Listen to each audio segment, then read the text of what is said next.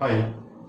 ఆర్థికంగా వెనుకబడిన వర్గాల వారికి 10% రిజర్వేషన్స్ ఇస్తూ కేంద్రం నిర్ణయం తీసుకుందని గత క్లాస్లో నేను ఇవ్వటం జరిగింది. ఇప్పుడు దాని యొక్క ప్రభావం ఏ విధంగా ఉంటుంది అవన్నీ కూడా నేను గతంలో వివరించాను. సో తప్పనిసరిగా రిక్రూట్మెంట్ ప్రాసెస్ మీద అవి పడి తీరుతుంది, అందులో డౌటే లేదు. అయితే ఏ విధంగా అనేది మనము చూసుకోవాలి. అప్పుడు ఉండే ఆలోచన ప్రకారము ఇది ఫెడరల్ స్ట్రక్చర్ సమాఖ్య వ్యవస్థకి మీద ప్రభావం చూపుతుంది కాబట్టి దీనికి తప్పనిసరిగా భారీ మెజారిటీ 2/3 మెజారిటీ అవసరం పడుతుంది. అది సాధ్యం అవుతుందా కాదా అనే విషయాలు అప్పట్లో చర్చకు వచ్చినాయి జస్ట్ 1 day బిఫోర్. కానీ ఇప్పుడు అవన్నీ చూస్తే చాలా స్పీడ్గా బిల్లు వెళ్తున్న విషయము మనకు అర్థమవుతుంది. ఈ బిల్లు ఎగ్జామ్ మన పాయింట్ ఆఫ్ వ్యూలో 2 points ఇక్కడ ఇంపార్టెంట్. ఒకటి, ఇప్పుడు ఉండే టీఎస్పీఎస్సీ అంటే ఇంకా రాలేదు కాబట్టి నోటిఫికేషన్స్, దానికి ఆ సమయం ఉంది. తప్పనిసరిగా బిల్లు యొక్క ప్రభావం అనుగుణంగానే అక్కడ నోటిఫికేషన్స్లో మార్పులు అనేది వస్తాయి. First point.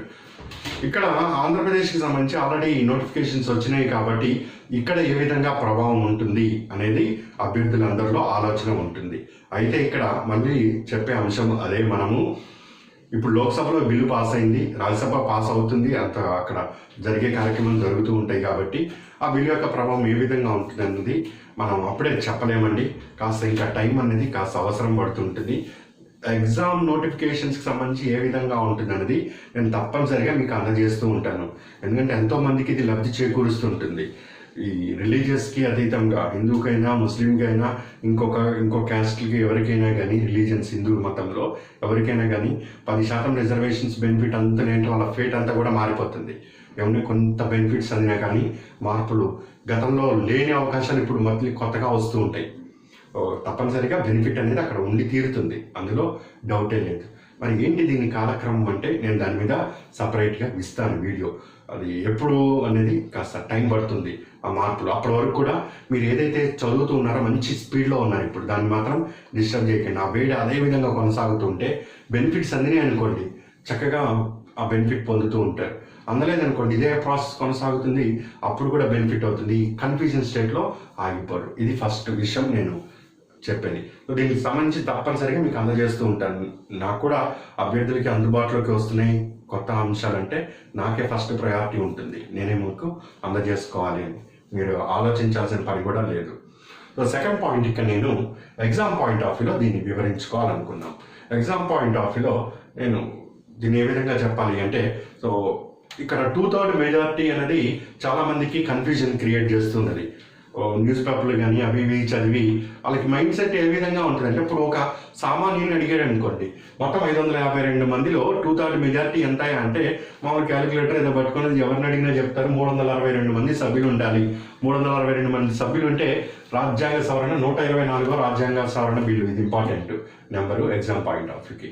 ఏది ఈబీసీ రిజర్వేషన్స్ ఇస్తున్నదని అది 124 ఆన్సర్ చేస్తారు మీరు. ఇక్కడ ఎంతమంది సభ్యులు అవసరం పడతారు అంటే 362 సభ్యులు అవసరం పడతారని ఎవరైనా చెప్తారు. ఇది సాధారణ వ్యక్తులు.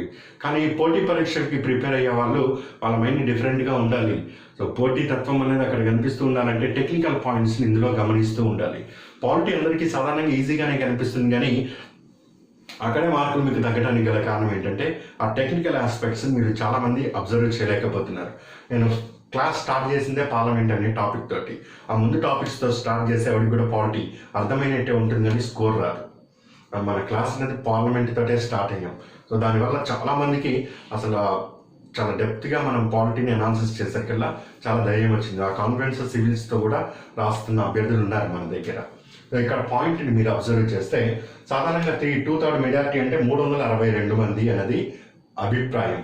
కానీ ఇది తప్పండి, కళ్ళ ముందు ప్రూవ్ అయింది కాబట్టి. సో ఇట్లా లైవ్ ఎగ్జాంపుల్స్తో చెప్తే ఇంకా మీకు అర్థమవుతుంది. కళ్ళ ముందు ప్రూవ్ అయింది, ఇది వస్తేనే బిల్లు పాస్ అవుతుంది అనేది రాంగ్ స్టేట్మెంట్. నేను ఆ క్లాస్లో కూడా చెప్పాను మీకు, రెగ్యులర్ క్లాస్లో మొత్తం సభకి వచ్చిన వాళ్ళలో 2/3 అని అర్థము, అంతేగాని మొత్తం సభ్యుల సంఖ్యలో 2/3 అని కాదు. మొత్తం సభ్యుల సంఖ్యలో 2/3 చేస్తే నీకు 362 వస్తుంది. రాజ్యాంగంలో అట్లా చెప్పలేదు. మొత్తం సభకి వచ్చిన వాళ్ళలో 2/3 అని అక్కడ అర్థం అవుతున్నది. సో అట్లా లెక్క చూస్తే మనకి ఎంత వస్తే అంత. మొత్తం ఈరోజు 326 మంది పాల్గొన్నారు. అందులో అనుకూలం 323 మంది, 3 మాత్రం వ్యతిరేకం. కాబట్టి ఇది 2/3 కన్నా కూడా ఎక్కువగా ఉన్నది. 326 ఇంటూ 2/3 అంటే ఇది రఫ్లీ ఎంతో చిన్న ఫిగర్ అనేది వస్తూ ఉంటుంది. 217 రఫ్లీ అక్కడ వస్తుంది. వాస్తవానికి అయితే అది ఉండాలి, కానీ ఇక్కడ 217 ఫిగర్ ఇవన్నీ కూడా ఇక్కడ ఇర్రెలవెంట్. నీకు రెలవెంట్ ఏమిటి? ఈ 2/3 మెజారిటీ అన్నది హాఫ్ ఆఫ్ ది హౌస్ 276. మొత్తము లోక్సభ సభ్యులలో సగం మంది సభ్యులు. మొత్తం లోక్సభ సభ్యులు 552, అందులో సగం మంది సభ్యులు అంటే బై 2 తీసుకుంటే 276. ఈ 2/3 మెజారిటీ అనేది 276 కన్నా ఎక్కువ ఉంటే అది సమాఖ్య వ్యవస్థకి సంబంధించినదైనా కానీ ఎలాంటి బిల్ అయినా కానీ ఆ సభ ఆమోదం తెలిపినట్టే. ఇప్పుడు ఈ 323 ఏదైతే అనుకూలము ఉన్నదో ఈ 323 అన్నది 276 కన్నా అంటే హాఫ్ ఆఫ్ ది హౌస్ కన్నా ఎక్కువ. కాబట్టి ఈ బిల్లు 2/3 మెజారిటీ కన్నా అధికమైన మెజారిటీతో పాస్ అయింది లోక్సభ చేత. అది ఇక్కడ మీరు ఇంకోటి 1, 2, 3 రీడింగ్లు రావాలి, ఇంకా అఖిల పక్షము, ఇంకో పక్షము, ఇంకో స్టాండింగ్ కమిటీ, ఇవన్నీ కావాలి అన్నాం కదా. అవును కావాలి. ఎప్పుడు అది ఎవరన్నా సభ్యులు వ్యతిరేకిస్తే, ఏదైనా పార్టీని వ్యతిరేకిస్తే స్పీకర్కి వాళ్ళు నోటీస్ ఇచ్చి మాకు ఇట్లా కమిటీ వేయండి, అప్పుడు మేము స్టడీ చేస్తాం, అప్పుడు బిల్ నెంబర్ 1, 2, 3 ఇట్లా రీడింగ్లు జరగాలి, ఇవన్నీ చెప్తే అక్కడ నడుస్తుంది. అందరూ ఎస్ అన్నప్పుడు ఇంకా కమిటీ వేసుకొని ఏం చేస్తాం? కమిటీ కూడా అదే చెప్పారు. లోక్సభ సభ్యులతోటే కదా నువ్వు కమిటీ వేసేది. అందరూ వేస్తున్నప్పుడు ఇంకా నీకెందుకు కమిటీ? అదే జరిగింది ఇక్కడ. చూడండి, అసలు మామూలు సాధారణ బిల్లు పాస్ అవ్వాలంటేనే అది గగనం. కొన్ని రీడింగ్లు సంవత్సరాలు పడుతూ ఉంటుంది. 33% మహిళా రిజర్వేషన్స్ ఇవ్వాలంటే ఈ రోజుకి చేత కావట్లేదు. అక్కడ కాదది, కష్టం. అది సింపుల్ మెజారిటీ. ఇక్కడైనా భారీ మెజారిటీ 2/3 అవసరం. అక్కడ సింపుల్ సభకు వచ్చిన వాళ్ళు సగం మంది ఎస్ అంటే సరిపోద్ది. ఆల్రెడీ బీజేపీకి ఉంది.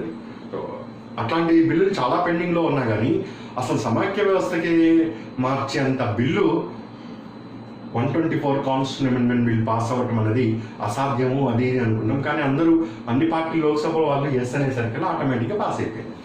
సో ఇది రేపు నెక్స్ట్ ఇక రాజ్యసభలో ఏమిటి అదన్నీ కూడా మీకు అందుబాటులోకి వస్తాయి. అండ్ ఒకసారి అంటే ఇప్పుడు మనకు అర్థమైన పాయింట్, ఏ రాష్ట్రము శాసనసభ కానీ దీనికి వ్యతిరేకంగా లేదు అన్న సంకేతాలు వచ్చినాయి. ఒకసారి లోక్సభ రాజ్యసభతో ఆమోదం పొందిన తర్వాత 50% ఆఫ్ ది స్టేట్స్ అంటే 15 రాష్ట్ర శాసనసభలు ఆమోదిస్తే అది రాజ్యాంగ సవరణ బిల్లు అమల్లోకి వచ్చినట్టే. సో ఇప్పటికే 17 రాష్ట్రాల్లో ఎన్డీఏ అలయన్స్ ఉంది కాబట్టి ఇది పెద్ద సాధ్యము కాని అంశం అయితే కాదు అన్న సిగ్నల్ అయితే తెలుస్తున్నది. సో ఇది ఎగ్జామ్ పాయింట్ ఆఫ్ వ్యూలో మనకు ఇది ఇంపార్టెంట్. సరే, నోటిఫికేషన్స్ మీద ఏ విధమైన ప్రభావం ఉంటుంది? మరి తప్పనిసరిగా బెనిఫిట్ అనేది అందుతుంది కదా. ముఖ్యంగా ఆంధ్ర ఏరియాలో కాపులకి రిజర్వేషన్స్ అన్నారు, అది ఇప్పుడు సాధ్యమయ్యే అవకాశంగానే కనిపిస్తూ ఉన్నది. మరి ఇట్లాంటి కొన్ని, మనం ఇది ఏమీ చెప్పట్లేదు, ఇట్లా కొన్ని అంశాలు ఉన్నాయి. వీళ్ళందరూ బెనిఫిట్స్ పొందుతారు కాబట్టి ఏం జరుగుతుందన్నది కాలం నిర్ణయిస్తుంది. అప్పటి వరకు కూడా మీ ప్రిపరేషన్ అదేవిధంగా కొనసాగించండి. మనం ఏదైతే స్కెచ్ వేసామో ఇప్పుడు మంచి స్పీడ్లో ఉన్నారు మన అభ్యర్థులందరూ కూడా, కరెక్ట్ స్ట్రాటజీలో. అదే స్ట్రాటజీ కొనసాగిస్తుండండి. నేను ఇట్లా ప్రతి అంశాన్ని కూడా అప్డేట్ అందిస్తూ ఉంటాను, ఫాలో అవుతూ ఉండండి. సో ఎవరైతే ఉన్నారో ఇంట్రెస్టింగ్గా ఉన్న వాళ్ళు వాళ్ళని ఫాలో అవుతూ ఉంటే నేను ఇచ్చే అప్డేట్స్ అన్నీ కూడా మీకు వస్తుంటాయి. కాబట్టి చాలా ఇమీడియట్గా నిర్ణయం తీసుకోవడంలో మార్పులు చేర్పులు వస్తూ ఉంటాయి, బెనిఫిట్స్ అనేవి అందుబాటులోకి వస్తూ ఉంటాయి. ఓకే అండి, గుడ్ లక్.